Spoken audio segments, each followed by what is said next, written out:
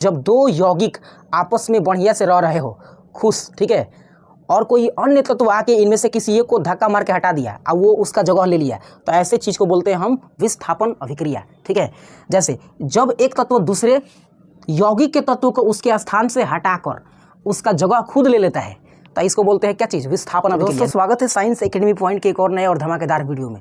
दोस्तों हम लोग पढ़ रहे थे क्लास 10 का केमिस्ट्री का चैप्टर फर्स्ट, यानी केमिस्ट्री का, ठीक है, रासायनिक अभिक्रिया और समीकरण। इसका ये पार्ट 2 वीडियो है। पार्ट 1 वीडियो में हमने आपको बता दिया था कि रासायनिक समीकरण कैसे लिखा जाता है, उसके लिखने के कौन कौन से रूल और रेगुलेशन होते हैं, ये सभी चीज़ें बताया था। और साथ ही साथ हमने कुछ और भी बताया था कि कैसे किसी चीज़ में भौतिक परिवर्तन होता है और कैसे किसी चीज़ में रासायनिक परिवर्तन होता है। ये आज के लेक्चर को शुरू करते हैं, फिलहाल अंत तक देखिएगा, ठीक है। देखिए आज हम समझेंगे रासायनिक समीकरण क्या होते हैं, संतुलित और असंतुलित समीकरण के कुछ उदाहरण समझेंगे, और साथ ही साथ समझेंगे कि द्रव्यमान संरक्षण का नियम क्या होता है, और ये भी समझेंगे कि रासायनिक अभिक्रिया के कितने प्रकार होते हैं जो एग्जाम में लल्लू बना देता है आपको एग्जामिनर पूछकर। ठीक है, तो आइए समझते हैं। देखिए रासायनिक समीकरण जो होता है ये हमने साफ साफ लिखा है कि किसी रासायनिक अभिक्रिया में भाग लेने वाले तत्वों के संकेत तथा सूत्रों की सहायता से, ठीक है, अभिक्रिया का निरूपण रासायनिक समीकरण कहलाता है। मतलब रासायनिक समीकरण लिखेंगे ना तो रासायनिक अभिक्रिया में जितने भी तत्व भाग लेते हैं, घरे भाग लेते हैं नहीं, उसमें पार्टिसिपेट लेते हैं, ठीक है, उनके सूत्र और संकेत के सहायता से, ठीक है, कुछ सूत्र और संकेत की ज़रूरत पड़ती है, उनके सहायता से जब अभिक्रिया को हम दर्शाते हैं तो वही होता है केमिकल इक्वेशन या रासायनिक समीकरण। आसान है, एक एग्जाम्पल देखिएगा। यहाँ पे हमने लिखा है कि जब कार्बन और ऑक्सीजन का रिएक्शन कराते हैं ना तो इससे बनता है CO2 या कार्बन डाइऑक्साइड, जिसमें हम तत्वों के संकेत को इस्तेमाल किए हैं, ठीक है, और तत्वों के संकेत के थ्रू ये जो अभिक्रिया का निरूपण किया गया है, यही निरूपण क्या कहलाता है? तो यही कहलाता है रासायनिक अभिक्रिया। ठीक है, खत्म, खलास। अब देखिए यह दो प्रकार का हो सकता है। रासायनिक समीकरण जो होता है ये दो प्रकार का होता है। एक होता है संतुलित रासायनिक समीकरण, एक होता है असंतुलित रासायनिक समीकरण।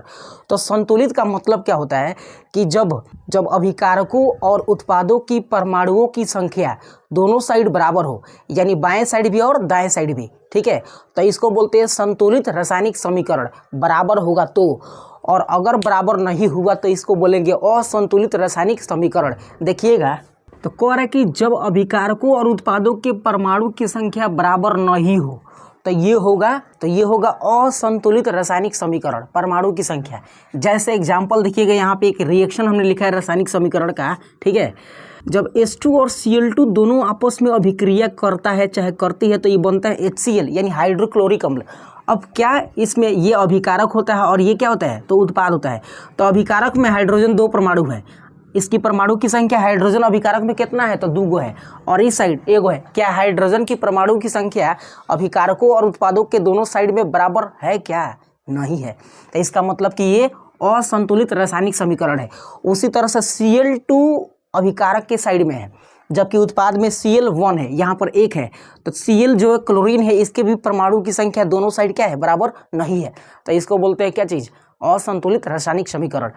तो देखिए जब भी असंतुलित रासायनिक समीकरण दिया रहेगा ना तो उसको आप बिना संतुलित किए मत छोड़िएगा, ना तो अगर एग्जाम में एग्जामिनर देख लिया सही से कि इसने संतुलित नहीं किया है तो आपका नंबर वे काट देगा, खत्म हो जाएगा, नंबर नहीं मिलेगा आपको। इसलिए उसका संतुलित करना बहुत ज़रूरी है। अब कोई सर ऐसा काहे हम नहीं करेंगे संतुलित, भले नंबर दे चाहे नहीं, तो ऐसा नहीं करने के पीछे एक रीज़न है जिसको हम अभी समझाते हैं आपको। पहले यहाँ समझ लेते हैं कि दूसरा संतुलित रासायनिक समीकरण क्या होता है। तो संतुलित में होता है क्या कि दोनों तरफ परमाणुओं की संख्या बराबर होगा तो संतुलित रासायनिक समीकरण होगा। इसमें क्या ज़्यादा सोचना है? तो देखिए जैसे एग्जाम्पल हमने लिखा है यहाँ पर, ठीक है, कि H2SO2 ये जो है ना, या इसी को देखिए ना, यहाँ पर जो है ना ये दोनों के दोनों परमाणु की संख्या बराबर नहीं है दोनों साइड, तो इधर हम केवल 2 लगा दे 2, तो यहाँ भी 2 हाइड्रोजन हो जाएगा उत्पाद के रूप में, और यहाँ भी अभिकारक के रूप में कितने हाइड्रोजन? तो 2। इस साइड भी क्लोरीन कितने हो जाएंगे? तो 2। अब देखिए ये जो 2 यहाँ पर लिखे हैं ना, ये 2 इसका गुणक होता है। किसका? यहाँ 2 लिखने का मतलब कि हाइड्रोजन का भी 2 है और क्लोरीन का भी 2 है, यहाँ 2 लिखने का मतलब।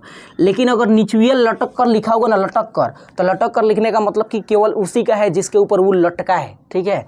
तो यहाँ पर इसके ऊपर लटका है तो ये इसी का है, इसी का है यहाँ भी। लेकिन यहाँ कोना में है, बगल में है, तो इसका मतलब कि सबका है जो इसके आगे है, ठीक है। तो हाइड्रोजन भी 2 हो गया, इधर भी 2 हो गया, क्लोरीन भी 2 हो गया, और इधर भी क्लोरीन का 1 हो गया, 2। तो इसका मतलब कि अब ये जो रासायनिक समीकरण है ये क्या है, तो संतुलित है। उसी तरह से ये देखिएगा, यहाँ पे हाइड्रोजन इस साइड का 1 है, तो इस साइड हाइड्रोजन 2 1 यहाँ पर है 3 हाइड्रोजन, इधर 3 है। लेकिन इस साइड देखिएगा ना, तो इधर हाइड्रोजन का 1 है, 2 है, तो 3 इधर है, 2 इधर है। तो अगर हम यहाँ पे 2 लिख दे, ठीक है, कितना 2, तो यहाँ पे देखिएगा 2 हाइड्रोजन है, यहाँ पे हो गया, और यहाँ पे हो गया 2 हाइड्रोजन। अब यहाँ 2 लिखे हैं तो इसका मतलब कि इसका भी 2 है, इसका भी 2 है, इसका भी 2 है, सबका हिस्सा कितना है, 2 है। तो यहाँ पे अब इस उत्पादों की संख्या में टोटल हाइड्रोजन की संख्या कितना हो गया, तो 4 हो गया। 2 हाइड्रोजन ए दे और 2 हाइड्रोजन हे दे, तो 4 हो गया। अब यहाँ हमको 4 बनाना है, तो अगर यहाँ पे हम 2 लिख दें तो 2 ने कितना हो जाएगा, 4, क्योंकि 2 लटकल है, 2 साइड में, तो 2 4 हाइड्रोजन कंप्लीट। अब ऑक्सीजन को देख लेते हैं, तो ऑक्सीजन इस साइड 2 इधर 4 2 6, क्योंकि ऑक्सीजन में 4 लटका है तो 4 उसी का होगा, 6 इस साइड है। उसी तरह से यहाँ पे देखिएगा, ऑक्सीजन इधर 4 इधर 2 इसका हो गया, तो 4 2 6 4 2 6, ऑक्सीजन भी कंप्लीट है, बैलेंस्ड है।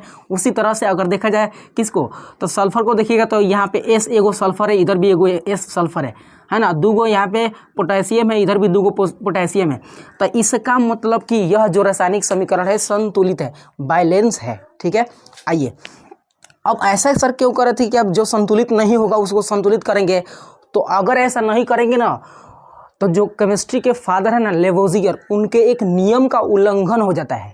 और वो नियम है क्या चीज़, तो द्रव्यमान संरक्षण का नियम, यानी law of conservation of mass.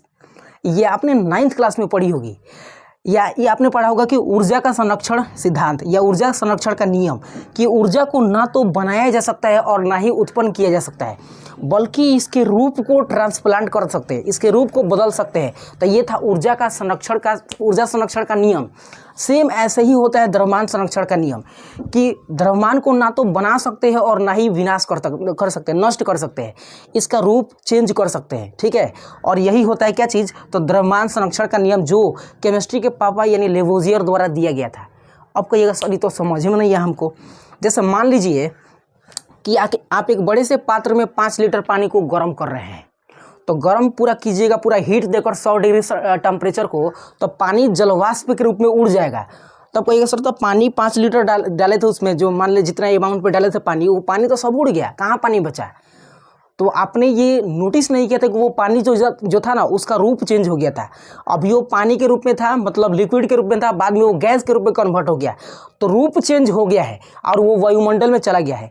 अगर आप गर्म करते समय उसके ऊपर एक बड़ा सा झिपावना, समझ रहे हैं, झिपावना, एक बड़ा सा पात्र रख देते, उसको ढक देते, तो पानी गर्म होता, परंतु फिर उसी में गिर जाता वो, तो उस वहाँ पे द्रव्यमान का कोई विनाश नहीं होता है।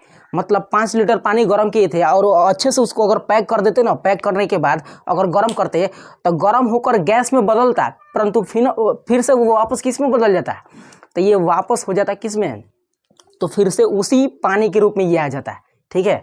तो ये था द्रव्यमान संरक्षण का नियम। तो इसी वजह से संतुलित करना आवश्यक होता है, क्योंकि ये विनाश नहीं होता है, ये रहता है लेकिन वो दूसरे रूप में रह जाता है, ठीक है। देखिए यहाँ तक तो आप समझ गए हो। यहाँ पे हमने लिखा भी है कि द्रव्यमान को ना तो बना सकते हैं, ठीक है, और ना ही इसे नष्ट किया जा सकता है, इसका रूप परिवर्तन कर सकते हैं, रूप बदल सकते हैं, ठीक है। तो ये चीज़ था द्रव्यमान संरक्षण का नियम। आई होप आपको समझ में आया होगा। आगे कुछ केमिकल रिएक्शंस के बारे में बात करते हैं। तो रासायनिक अभिक्रिया के प्रकार को समझते हैं कि आखिर कितने टाइप्स के रासायनिक अभिक्रिया होते हैं, जो एग्जाम में आपसे पूछ लिया जाता है 2 नंबर या 1 नंबर या फिर ऑब्जेक्टिव क्वेश्चन में।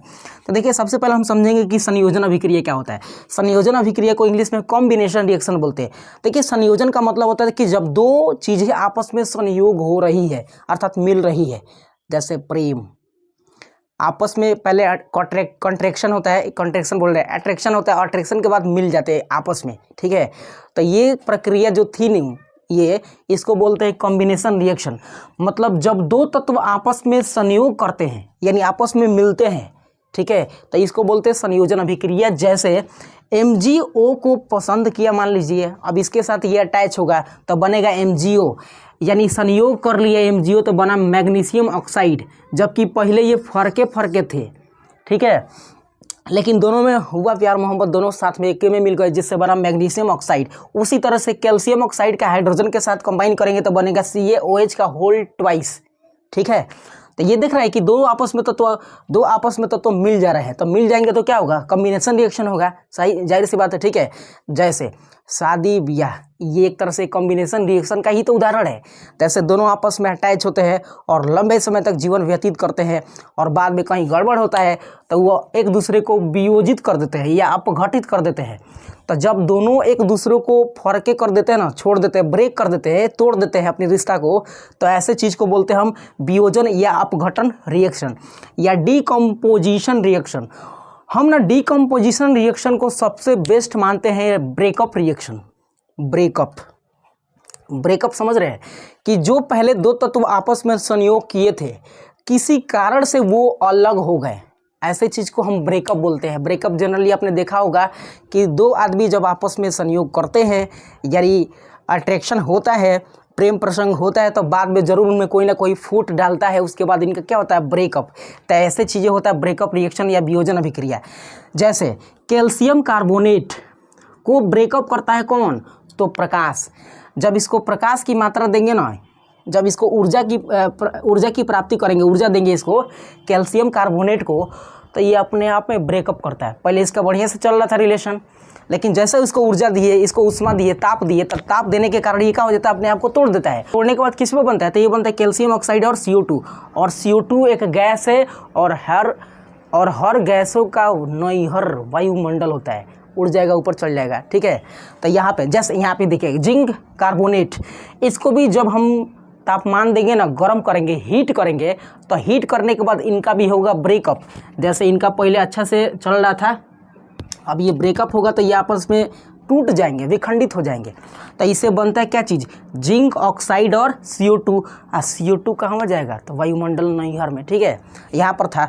तो ये आपको समझ में आया होगा कि जब दो तत्व आपस में संयोग कर रहे हैं तो संयोजन अभिक्रिया, टूट रहे हैं तो ब्रेकअप अभिक्रिया या ब्रेकअप रिएक्शन या अपघटन अभिक्रिया या वियोजन अभिक्रिया, ठीक है। तो यहाँ तक की कहानी आपको समझ में आई होगी। एक लास्ट है यहाँ पे, विस्थापन अभिक्रिया या डिस्प्लेसमेंट रिएक्शन। डिस्प्लेसमेंट का मतलब होता है कि जब दो यौगिक आपस में बढ़िया से रह रहे हो, खुश, ठीक है, और कोई अन्य तत्व आके इनमें से किसी एक को धक्का मार के हटा दिया और वो उसका जगह ले लिया, तो ऐसे चीज़ को बोलते हैं हम विस्थापन अभिक्रिया, ठीक है।